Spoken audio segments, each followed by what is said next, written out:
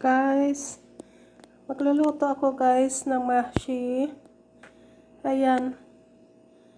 Red and green, bell pepper, yellow, tomato.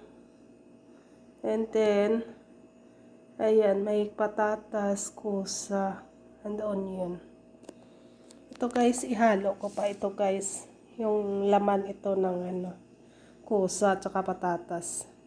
And, ayan pa guys yung sa sibuyas. And then, may natira pa guys na kanin.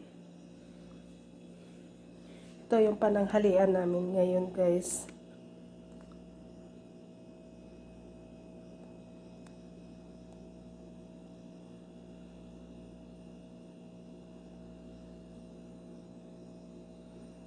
Salamat sa panonood guys. God bless. Bye.